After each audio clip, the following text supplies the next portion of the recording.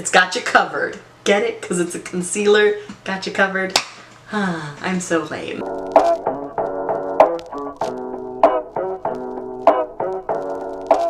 Hello my dears and welcome back to my channel. For those of you who don't know me, my name is Pamela and I put out beauty related videos like once or twice a week. So today's video is going to be a review and demo on the 16Hr Camo Concealer that E.L.F just recently launched. Now I will say that I have been trying this product on and off for about a month or so now, maybe even a little bit longer, only because I noticed back in January Ulta released this product before E.L.F did. Before E.L.F did its huge campaign and sent out all their PR packages, Ulta did have access to this on their website. So I was really excited because I saw that, you know, a new concealer that was $5 and then you got a pretty decent amount of product and the wand was big, so it just made sense and I got really excited to try this out. So I don't have any babbling left to do, let's just get right into this review and demo.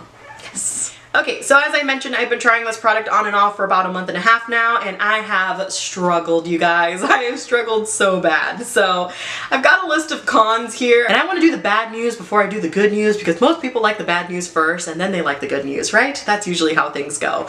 But I've got some cons about this product, and then I'll go into the pros. One of the first cons that I've got is that the shade range needs work. Since I have tried a majority of the medium shades, and I have tried 2 out of the 3 medium shades, I can say that there needs to be a few more shades in between some of those medium shades. Not a lot of them are going to work for certain medium skin tone people from what I could see. I will say that the shade I do have, medium sand, is alright. Like, it looks pretty good on camera and I think it looks pretty good in person. I have a huge mirror in front of me and I could see that it looks decent. But it's still just not quite there. Like, I wish it was just the tiniest bit more like more of like a yellowish undertone just so it could counteract my dark circles a little bit better. In person, it does look a little bit more gray than it does on camera. So, I mean, on camera, I'm going to look good, but in person, people might see my concealer looking a little bit gray. It's kind of a bummer, needs a better shade range. Another con I've got is that it oxidizes horribly. Like, oh my gosh, it's so bad. The way that this oxidizes is like nothing that I've used before, to be honest. So when I first bought this, like I said, about a month and a half ago, I actually purchased the shade medium beige, I believe. Yes, it was medium beige. And in the bottle, it looked like perfection to me. Like, the shade was right, the undertone was right. Like, medium beige is usually what I like to wear and it usually fits me really well in other products and stuff like that. But this was just wrong for me.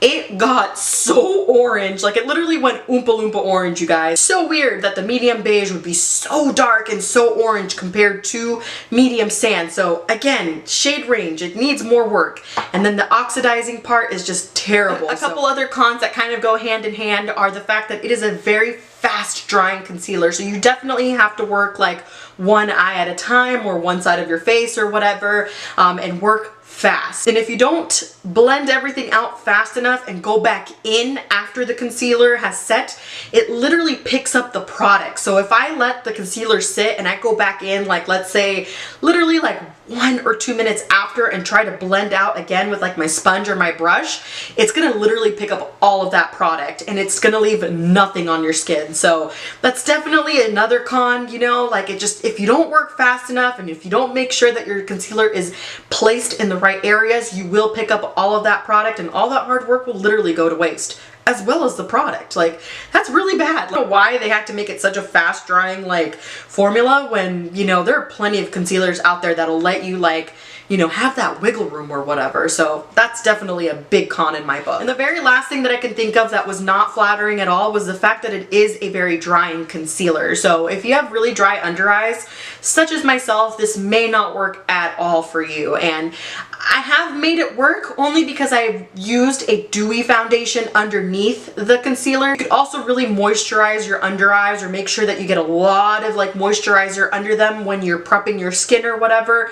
And, you know, then you can ensure a pretty decent application. However, if you do have dry under eyes, you know, it can accentuate some of those little tiny lines that you've got under there and it may not look very flattering. So that's just something to keep in mind. So those are my cons. It is a very drying concealer. It is a fast drying concealer. It oxidizes and it's got a very, very like kind of a crappy shade range. So other than that, let's get into the pros. So a couple of the pros that I've got for this is one, it is definitely a full coverage concealer. I can barely see my dark circles, and I didn't want to build this product up because of the fact that it dries so fast. So possibly 1 or 2 layers will get you that beautiful full coverage that everybody is looking for. A really big pro is the fact that it really is long wearing. Now I haven't worn this concealer for 16 hours because I don't ever wear my makeup for 16 hours, but I will say in the time that I have worn it, which it's actually 5:39 right now, and I've been wearing my makeup since about 10 a.m. I can say that everything still looks exactly the same way that I applied it. Like, it has not moved, it hasn't budged, and I wear glasses, and my glasses sit just like right around here, and usually just about every concealer I get those little like lines or demarcations from where my glasses have been sitting like on my face all day, but this one, I don't see that, so that definitely makes it worth it. I also don't see like residue in my glasses from wearing my glasses and the concealer, so I absolutely love that. I love that it really is a nice long wearing concealer, and the way that it looks like when you apply it is the way that it will look throughout the day. Like, it's not gonna break down, it's not gonna fade, it's not gonna chip away or whatever. It won't flake off, it won't continue to dry you out. That definitely, you know, makes it a win in my book. However, the other cons sort of outweigh the pros, if you know what I mean, because the pro list is not very long compared to the cons list, so yeah. It's a good priced concealer. It comes with a really good amount of product. The wand is wonderful. It feels very cooling under the eyes upon application. It's also super duper creamy. Like, when you first apply it, it's like the creamiest thing ever. It sits so well on top of a dewy foundation. Today I'm actually wearing the Revolution Fast Base, which is a dewy stick foundation in my opinion, and I just think it looks absolutely beautiful on the skin. Certain parts of my face have that dew because of the foundation, and then other parts have stayed matte because of the concealer. So I really do like that. I gotta say, the only way that I've been able to make it work on my skin is if I've got that dewy foundation underneath. So that's just another thing to keep in mind, or that I've noticed works for me. So for today's application, I did want to demo it with a brush and a sponge. I first went in with the sponge, and I can say that with the sponge, you definitely have to work fast, like I've been talking about this whole time. You also have to make sure that once you finish blending everything out, do not, I repeat, do not go back in with the sponge. Because of the fact that the sponge is a little bit wet and that concealer has completely dried, it will pick up all of the product from underneath your eye,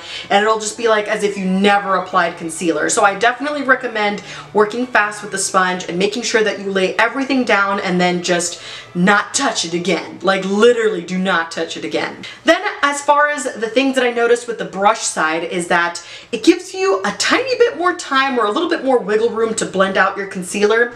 However, it doesn't blend it seamlessly into the skin towards like this part of your eye. Like, you know when you're blending out your concealer and you're going like this, like it kind of leaves that line there from where your concealer and your like foundation meet. So then what I did today and what I've been doing is I'll take the sponge and sort of just tap out that edge right there. I don't touch it again. I kind of just let it dry, let it sit. Now this concealer does claim to be crease-less or crease, what is that called? Crease proof or whatever. Like, it says it's not going to crease on you. However, I have never found a concealer that didn't crease on me. Like, they all crease on me. So I will say that it can crease. However, once you let it sit and dry completely, I do like to just go back in with my finger and sort of tap that area out. And once I see that the creasing is gone, then I'll go in with powder. I do powder my under eyes. I always have, always will powder my under eyes. I use the Essence Brighten Up Banana Powder, and I don't notice anything, you know, different or weird as far as like it changing it color or making it darker or anything like that. So that's good. That's good. So overall, would I recommend it? I don't know, that cons list is just so much longer. So I would recommend it only if you're able to find your shade, and also if you've got a little bit more oily to combo skin.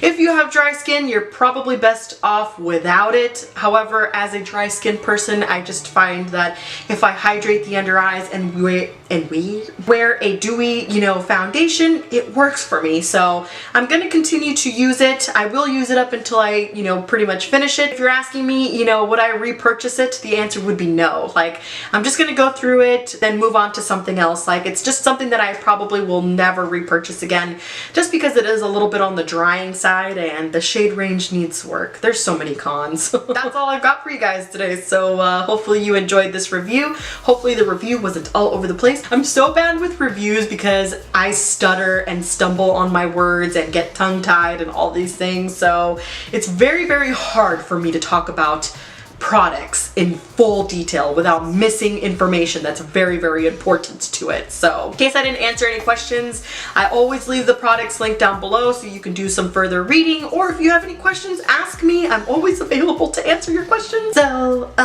yeah, if you liked this video, please don't forget to give it a thumbs up, subscribe to my channel, and spread my love for makeup, and I will see you guys later this week. Bye-bye.